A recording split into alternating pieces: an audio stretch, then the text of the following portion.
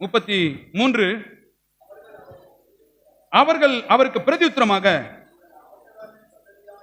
பதில் சொல்றாங்க. என்ன சொன்ன நீ? சத்தியத்தை அறிவீர்கள் அப்படின்னு. அப்ப எங்களுக்கு தெரியாது சத்தியம் அப்படின்னு சொல்லிட்டு கேட்கிறாங்க. அவர்கள் அவருக்கு பிரதியுத்தரமாக, நாங்கள் ஆபிரகாமின் சந்ததியா இருக்கிறோம், நாங்கள் ஒரு காலம் ஒருவனுக்கும் அடிமைகளாய் இருக்கவில்லை, விடுதலை ஆவீர்கள் என்று நீர் எப்படி சொல்லுகிறீர் என்று கேட்கிறாங்க பாருங்க. அப்படின்னா நாங்க அடிமைத்தனத்தில் இருக்கிறீங்களா? பிரச்சனை இருக்கிறீங்களா? எப்படி நீங்க எங்களை விடுதலை ஆவீர்கள் அப்படின்னு சொன்னீங்க? அப்ப நாங்க இன்னும் ஆலையா அப்படின்னு எங்களுடைய கொஸ்டின். நிறைய பேருக்கு அப்படிதான். நாங்க எத்தனையோ வருஷமா கோயிலுக்கு போறோங்க, எங்களுக்கு எத்தனையோ முறை நாங்க பைபிள் படிச்சிருக்குங்க, எங்க தாத்தா காலத்துல இருந்து எங்க பாட்டி பேரு அதுதான் மேரி, எங்க பேரு கிறிஸ்டின் பேரு தான், எங்களுக்கு எல்லாம் தெரியும், நீங்க எப்ப இந்த பண்ணுவீங்க அப்படியெல்லாம் கேட்கறாங்க. பார்த்துருக்கீங்களா? இப்படிப்பட்டவங்க தான் இப்படி கேட்கறாங்க. இவங்க தான் பரிசேயர் சதுசேயர் இல்லையே, எங்களுக்கு முன்னாடி நீங்க வந்துட்டீங்களா நீங்க அப்படியெல்லாம் கேட்பாங்க. கேட்டுட்டு பாருங்க சொல்றாங்க, எப்படி நீங்க எங்களை இப்படி சொல்லலாம் அப்படின்ற இங்கே வாக்குவாதத்தை அங்கே ஈடுபட ஆரம்பிக்கிறார்கள். அடுத்து சொல்றாரு 34 பாருங்க, எவ்வளவு ஒரு அற்புதமா பதில் சொல்றாரு. இயேசு அவர்களுக்கு பிரதியுத்தரமாக, பாவம் செய்கிற எவனும் பாவத்திற்கு அடிமையாய் இருக்கிறான் என்று மெய்யாகவே மெய்யாகவே உங்களுக்கு. இன்னும் ஒரு படி போய் எக்ஸ்ட்ரீமா சொல்லிட்டாரு. பாவம் செய்கிறவன் பாவத்துக்கு, உடனே அவங்களுக்கு டென்ஷன் ஆயிடுச்சு. எங்களுக்கு எவ்வளவு பெரிய தேவாலயம் இருக்கு தெரியுமா? கோயில். நிறைய பேர் சொல்லுவாங்க, பாத்துறீங்களா உங்க கோயில் எங்க இருக்குதுன்னு யாருக்கும் தெரியாது, எங்க கோயிலை பாத்துறீங்களா அப்படின்னுவாங்க. மேல பாருங்க கோபுரம் இருக்கும், கோபுரத்துக்கு மேல என்ன இருக்கும்? சிலுவை இருக்கும். வெள்ளக்காரங்களும் பிரிட்டிஷ்காரங்களும் கட்டின கோயில். இவங்க இப்படிப்பட்ட ஆட்கள் தான் இப்படி வாக்குவாதத்தில் ஈடுபடுறாங்க. ஒரு எக்ஸ்ட்ரீமா போய் சொல்றாரு, இது மாத்திரம் இல்லை, இன்னும் நீங்க பாவத்தில் தான் இருக்கீங்க, பாவத்துக்கு அடிமையே தான் இருக்கீங்க சொன்ன உடனே இந்த கிறிஸ்டின் பேர் வச்சிருக்கிறவங்களாம் பாத்துறீங்களா? நல்லதே செய்ய மாட்டாங்க யாரும்.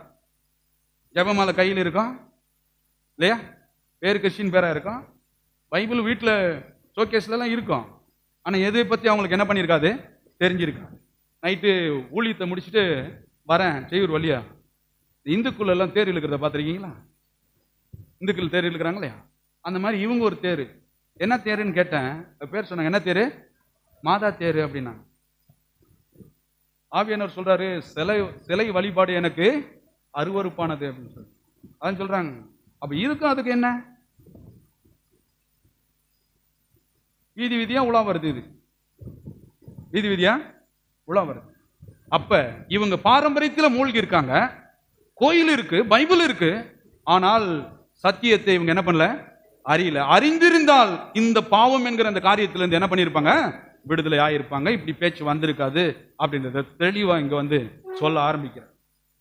யாருக்காவது கிறிஸ்டின் பேர் வச்சிருந்தனால அவன் வந்து நல்லவன் ஆயிடுவான்னு நீங்க நினைக்கிறீங்க? நீங்க வேற யாருனாலையும் வச்சுக்கலாங்க இல்லையா?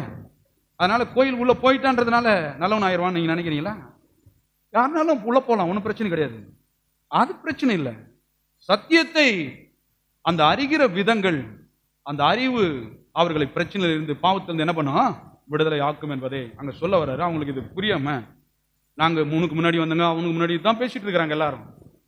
எங்க அம்மா தான் முன்னாடி வந்தாங்க, உங்களுக்கு தெரியுமா அந்த கதையெல்லாம் அப்படின்னு. இந்த முட்டையில இருந்து கோழி வந்து, கோழில இருந்து முட்டை வந்து, இதே தான் கதை தான் இருக்கும். அந்த மாதிரி அடுத்து சொல்றாரு 35, அடிமையானவன் என்றென்றைக்கும் வீட்டிலே நிலைத்திரான், குமாரன் என்றைக்கும்.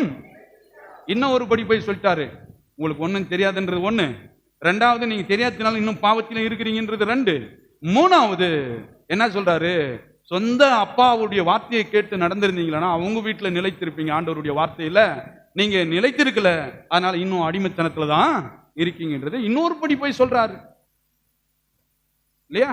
ஆபிரகாம் உங்களுடைய அப்பாவா இருந்திருந்தா அவன் எதை கண்டு மகிழ்ந்தான் அப்படின்றதவ நீங்க பார்த்திருந்தீங்களா, உங்களுக்கு விஷயம் புரிஞ்சிருக்கும் அப்படின்னு சொல்ற. நிறைய பேர் அப்படிதான், என் பேர் இது, நாங்க இந்த சர்ச்சுக்கு போறோங்க, ஏன்னா ஒரு கொஸ்டின் கேட்டு பாருங்க, அப்படியே லாக் ஆயிரும், ஒன்றும் தெரியாது.